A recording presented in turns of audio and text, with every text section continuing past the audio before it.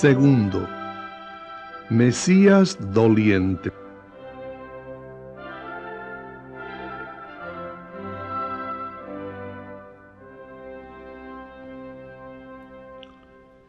El panorama estaba claro. Jesús era el Mesías, confesado como tal por Pedro y aceptado por el Maestro. ¿Pero qué clase de Mesías?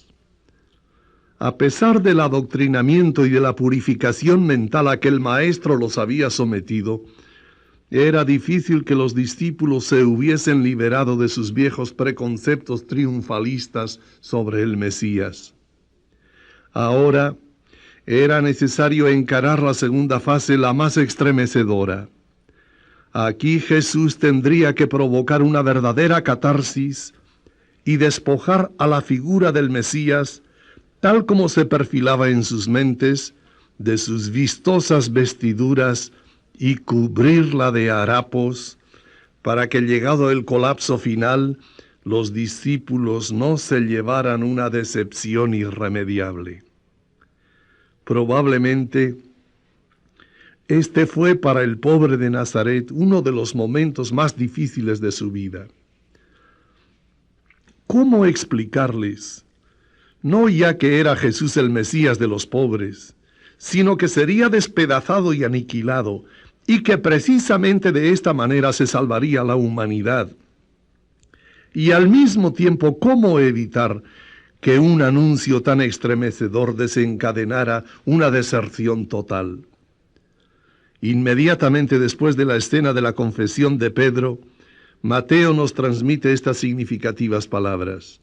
Desde entonces comenzó Jesús a manifestar a sus discípulos que él debía subir a Jerusalén y sufrir mucho de parte de los sumos sacerdotes y ser condenado a muerte. En consecuencia, no se lo dijo una sola vez, sino que abundaba en estas ideas. Marcos, con un lenguaje más gráfico todavía, nos transmite unas pinceladas realmente estremecedoras. Dice: iban de camino subiendo a Jerusalén, y Jesús marchaba delante de ellos. Ellos estaban sorprendidos, y los que lo seguían tenían miedo.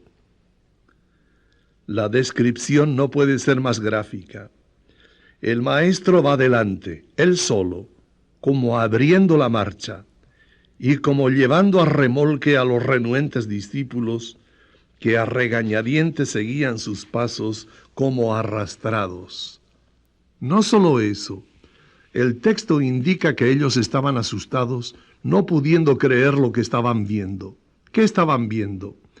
Que el Maestro sabía que caminaba hacia el patíbulo, y no obstante, había en su paso tanta firmeza y resolución que aquello les parecía una locura suicida, y ellos temblaban de miedo.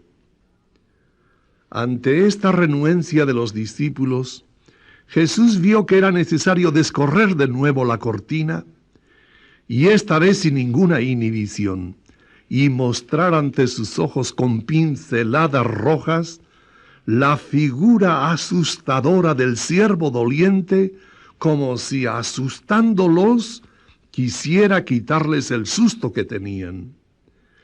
El Hijo del Hombre será entregado a los sumos sacerdotes, le condenarán a muerte, le entregarán a los gentiles, se burlarán de él, lo escupirán, lo azotarán, lo matarán, y a los 3 días resucitará. Ante tan aterradora reiteración, Mateo nos informa que los discípulos quedaron muy asustados. Esta imagen doliente era tan diametralmente contraria a sus viejos preconceptos que no había manera de derribar aquella vieja estatua.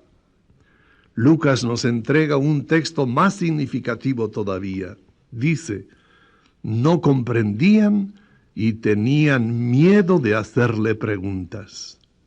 Está claro, les parecía tan disparatada la imagen que se les presentaba, que era imposible conjugarla con sus esquemas mentales. Esto por un lado. Por otro, Les parecía tan espantoso el panorama anunciado que preferían cerrar los ojos y la boca y no hacer ninguna pregunta.